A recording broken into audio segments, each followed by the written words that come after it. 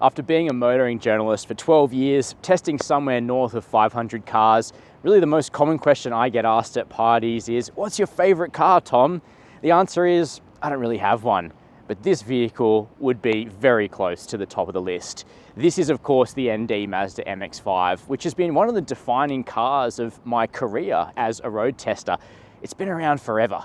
It's gone through 3 major iterations, the latest being the ND3, and along the line, Mazda likes to throw the occasional special edition at the MX-5. And this is one of the best. This is the 35th anniversary of the MX-5, distinguished by its artisan red paint, unique grey multi-spoke alloys, beige interior, and of course the beige top, which really sets the 35th apart on the road. But the MX-5 is mostly about driving dynamics. In today's video, I'm going to tell you the story of how the MX-5 is such a rare gem in 2025. It is not electrified, it is not heavy, it is not burdened by annoying safety systems. This is about as close as you can get to pure driving in a brand new car with a brand new warranty. And if you have the chance to buy one, you should sign on the dotted line. We'll start there, hit subscribe below, and let's get into the video. Chasing cars, honest reviews of your next car. Brought to you by Budget Direct. Now, when the ND3 version of the MX-5 launched, we reviewed it down in South Australia, and the fundamentals of the interior remain the same here. The biggest change inside for ND3 was Mazda thankfully chucked a new infotainment system at the MX-5 with an 8.8-inch touchscreen up here, wireless Apple CarPlay, Android Auto. It just looks much newer, it's more powerful, basically just gives the MX-5 a neat little update. But this thing is not full of technology, and that's a good thing. You've got your smartphone mirroring, people want that. You've got a nice Bose premium stereo in the 35th anniversary and high-end MX-5, that sounds fine. You've got easy sort of climate control down here with knobs, which is super easy to operate on the move, and even a little jog dial down here like Mazdas typically have in order to navigate that screen while on a bumpy road. Very, very nice. But in front of you, just a simple round steering wheel, no silly flat bottom here, easy hardware and simple dials. However, I do find it funny that through the life of the ND, Mazda has never given the MX-5 a digital speedo. So you've just got to read the tiny little analog speedo. That being said, one of the great things about this car is you don't have to drive it very fast in order to have fun, as we'll find out shortly. The other big thing, which I haven't mentioned in here, is of course the beige interior. When the ND was first launched, you could get beige as a series color, but Mazda changed up the various colors throughout the life of this car. Beige is back, baby. And really, I would say the 35th anniversary is like a revival of the late 80s, early 90s, when the MX-5 first came out. What you are getting on the 35th, however, is also beige carpets, which frightens me, although they look really cool. There are actually black mats provided with the car too, which is a nice touch. Otherwise, it's a tiny, driver-focused interior. The one thing I wish it had is the Recaro seats, which featured on the 30th anniversary MX-5, which we actually reviewed together 5 years ago. That car was orange, and possibly the most useful thing, when the weather becomes inclement, just reach up and close that roof. What this car is not is practical. It's the classic second or even third car for its owners. However, it does have a boot. End of shot. What it's going to cost you to run an MX-5 is relative depending on what you're used to. Compared to like a little hybrid hatch, it'll probably be quite expensive, but compared to most performance cars these days, which are really heavy on fuel and on tires, the MX-5 is a featherweight. It's really about a ton, and that means the fuel consumption is sort of acceptable. You can get it into the 6s on a long run. If you're wringing its neck, it'll do like 10 litres per 100 Ks, which might be a bit more than you expect. Mazda offers cap price servicing.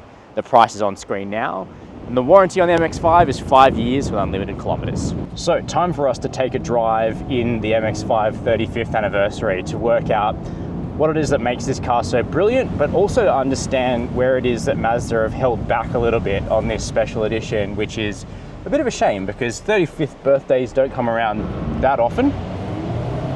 Now, there we go. It's just such a free revving engine, which is one thing that is shared between the 35th and all NDs sold in Australia now. It's the 2-litre Skyactiv G naturally aspirated petrol 4-cylinder, 135 kilowatts of power, 205 Newton meters of torque. So in the world of performance cars, and even compared to stuff like the Toyota GR86, the MX-5 is not powerful, but it's also extremely light. Now, when the ND launched, you could get it with a 1.5 litre engine, which was actually my favourite. It had less than 100 kilowatts of power. It was not powerful at all, but it weighed under a tonne. Thankfully, the 2 litre, which is now the only engine option, is only 1,035 kilos, so it's not like it's heavy. And what's really exciting is that Mazda is talking about the next generation MX-5, the NE, which it is going to build. It's talking about returning that car to sub 1,000 kilos, which is so difficult to do in this day and age of safety features and crashworthiness and electrification. But of course, we don't exactly know the precise format of the next MX-5. What we know is what we have in front of us now, and that's why if I really loved cars and driving, and I had the means to buy a new sports car right now, that would probably be an MX-5 instead of something like an M2 or a 992.2 Porsche 911, which are both far more expensive than this car, but are also absolute benchmark two-door cars just like this. It's because this is such an analog experience on 2025 standards. Beautiful clear steering, free revving engine, as I said before, rifle bolt action, 6-speed manual, and in fact the manual's the only transmission for the 35th anniversary. Other versions of the ND, or most of them at least, can be optioned with a 6-speed auto, which is a fine transmission, nothing to write home about, but the manual is the kind of manual that makes you want to drive manual, if that makes sense. It feels so good in the hand, the clutch bite point is exactly what you'd expect, and the ergonomics of this vehicle are so brilliant in that the shifter is right where your hand comes to rest. The pedal spacing is ideal for heel towing. The steering wheel sits nice and low, which is what I prefer. And speaking of that steering, the reaction is just immediate, not only because of the superb tuning of the electric power steering, which actually got a little retune in ND3 guise, but also how little weight there is directly over the front wheels. And the MX-5 just jumps at corner apices. And as it does that, it actually rides pretty well. As you'd expect, it's firm, it's a sports car, it's short wheelbase, you feel the bumps in the road, but it's got almost critical damping, which is that perfect point where it's not too stiff, not too loose.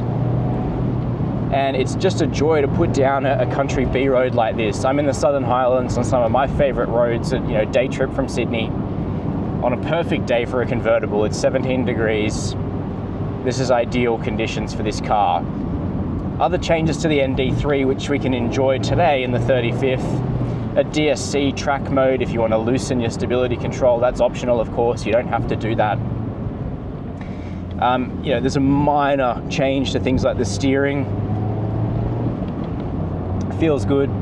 And just enjoying things like that more modern infotainment, which just means you can take this car out for a whole day and there's no compromise. You can do everything that you want to do in here.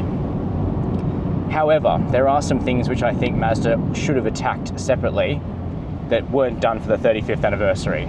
And really, this relates to where Mazda has held back on the specification of this car compared to some of the special editions that it's done before. And there might well be reasons for this. But something that you got on the 30th anniversary MX-5, for instance, which was bright orange and looked really cool, was you got better dampers, better brakes, and better seats. And this car does without all of those things. And the difference is actually quite significant. The Bilstein dampers that Mazda has put into the MX-5 from time to time throughout the ND's life just have extra bandwidth in terms of the ride quality and the comfort and the control that the MX-5 shows, and that just extends how hard you can push it on a bumpy road in the corners like this. The Bilsteins just give you a higher plane of capability. A very light car like this doesn't need amazing brakes, but always nice to have better ones. And mainly the seats.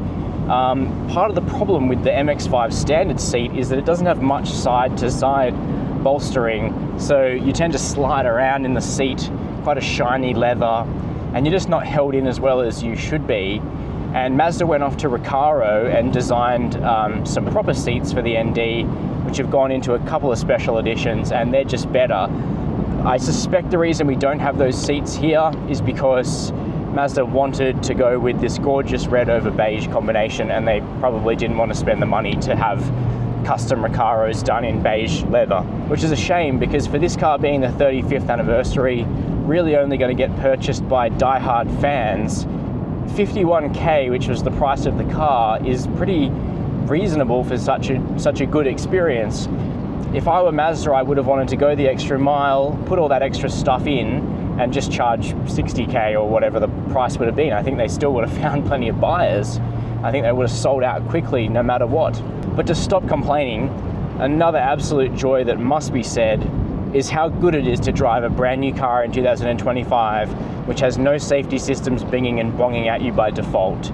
No speed warning. It does show me my speed, which is great. It shows me the traffic sign, but it's not abusing me. It's not getting it wrong. We do have basic lane keep. That's helpful. I leave that switched on in this car. Blind spot monitoring, it's helpful. Reversing camera, good. But we don't have the driver monitoring and all of that unnecessary stuff, which is so often inaccurate and annoying and frustrating and unsafe to drive with. The MX-5 avoids all of that and just connects you directly to a flow of information from the car and the road, and that is something to really love and cherish.